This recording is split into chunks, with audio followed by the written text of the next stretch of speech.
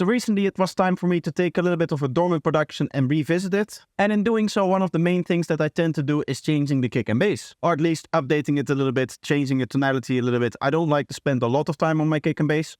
But in this particular part, I did have to spend a little bit of time on extra layers. Both a head layer for the kick as well as stereo layers for the bass line. So that second part is what we're going to take a look at today. So this is the project over here. I've recently been making shorts out of this project as well as some other content, and we'll revisit it soon in other videos as well. There's a lot of interesting stuff that I'm doing in this production, and one of the main things, as I said, is the bass layers.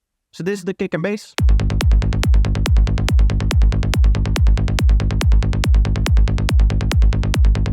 As you can hear, it's a little bit heavy in the mid-range and it has a nice stereo feel to it. And those properties really come from the layers that are on top of this bass line. So just going in here, this is the main bass. So if I disable these other two, we'll hear just the main bass line.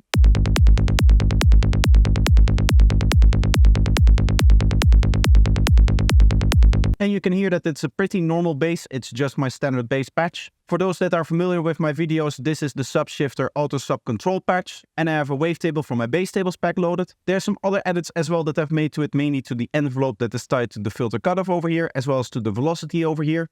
As you can see, I have this small bump that just eliminates a little bit of extra groove that this bassline used to have, because I didn't want to go into the MIDI and have to replace all of the different MIDIs with this velocity higher up. Now, in terms of the processing, I'm not going to go over it because this is pretty standard stuff what I'm doing. You can see we have some EQing and some stereo generation, and really there's not much more to it because of course all of the processing in terms of phase shifting is happening in the wavetable itself. And I've covered all of the aspects of the processing and even the bass creation in different videos. So if you're interested in that, you can just look at the playlist that I have on kick and bass design. There's a lot of different videos in there that explain a whole bunch of different aspects to kick and bass creation. So the layers themselves sound like this. And you can see from the EQ over here that it's mainly focused on the mid-range. There's actually two layers to this. One is a little bit more clicky. And then we have this one over here, which is a little bit more of a lusher sound. There's also the other big difference in terms of the sound, and that is that this one is playing on all beats. As you can see, if I zoom in and if I look into the MIDI, there's an extra note over here with a lower velocity. There it is. So this is actually playing on top of the kick. And the main reason that I'm able to do that is because it's so mid-range. There's no lower frequencies in this patch. As you can see over here, there's really nothing there. And this just adds a little bit of extra warmth to the impact of the kick, which is a really funny technique because this is really the first time that I do something like this. And of course, this other one is just playing on the actual bass notes. As you can see, the first note over here is missing, which is where the kick is playing, of course. So going into the patches, this is the first one, the one that isn't playing on the kick. And you can see that we have this D-phased saw over here. This is a wavetable that comes standard with phase band. And that is just going into lane 1 into this filter over here with this envelope. You can copy over these settings, but you can experiment with this as well. Now I'm doing a very similar kind of setup to what we saw in the main bass patch, in that we're using the velocity over here and we're remapping that a little bit to control the gain over here. So this patch is actually also velocity sensitive, which is very important because I like to do my sidechaining in velocity, or at least like a pseudo sidechaining effect. And having all of the layers follow a very similar velocity setup allows you to have a very unified groove between all of the elements, which is of course very important because you don't really want to make it sound like there's different layers involved. We want to make it sound like it's just like one unit. So that's why all of my patches are velocity sensitive, so that I can just write one velocity groove with one MIDI, copy the MIDI over to the different tracks, and then I'm good to go. The rest of the sounds, as I said, is characterized by this filter, which is actually being controlled by this envelope over here. Again, you can copy over these settings if you want to, but you can also experiment. Now this wavetable over here is actually very similar to the randomized saw that you can make inside of Serum.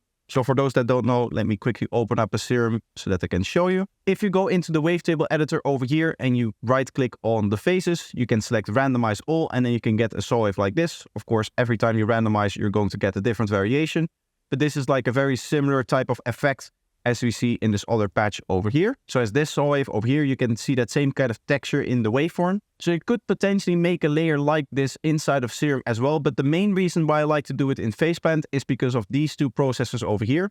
One is a very strong overdrive. As you can see, we're driving it in here very hard.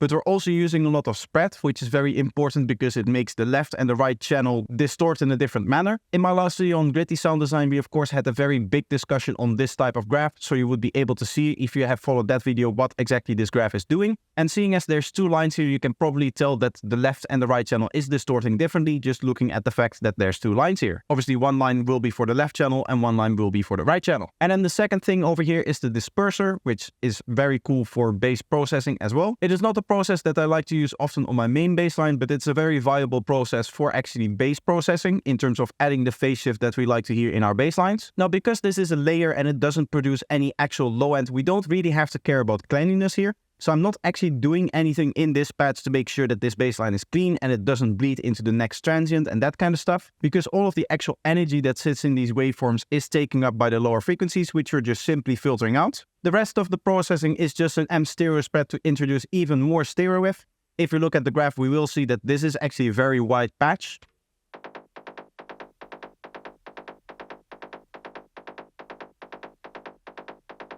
You can even see that this is technically too wide and it's going into the part where this starts to phase cancel in mono, and that is actually perfectly fine because the whole goal of this patch is to be interesting in the stereo field. So if there is no stereo field, it doesn't really have a spot to be interesting in the first place, meaning that I don't really care about the mono compatibility of this particular element because I want it to get out of the way of the main bassline when this song is actually played in mono. So I'm actually using that idea of that this is bad for mono compatibility as a mixing tool, in the sense that I want this to go out of the way in mono, because in mono there's less space, you have one channel instead of two. So for that reason, pushing this layer a little bit out, making this layer phase cancel a little bit and therefore a little bit quieter in the mix, is actually a positive thing because it allows my main bassline to have a little bit more presence when this is played in mono. The same is true for the second patch. I'm not going to go into the processing for that patch because the only difference that there is in the first EQ.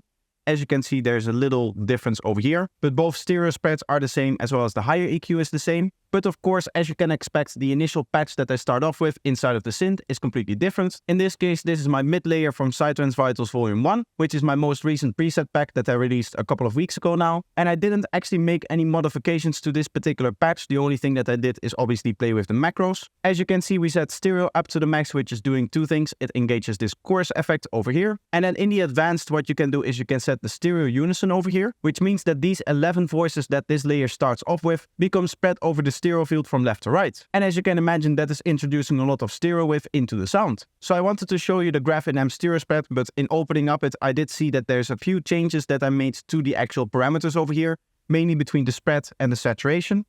Let me just quickly compare to that other one over here so that you can see that the width and the bands, as well as the focus and all of the frequency stuff, is unchanged. So I guess at some point I did dial in a little bit of a different stereo field for this one, but you can see that this is still very wide. And again, I'll open this up so that we can see the overall width of the patch as well.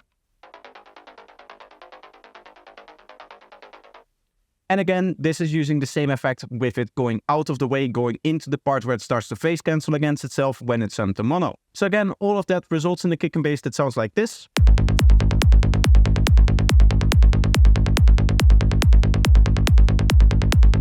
And overall, I think that it's a big improvement over just the dry kick and bass, and sometimes this is something that I like to experiment with.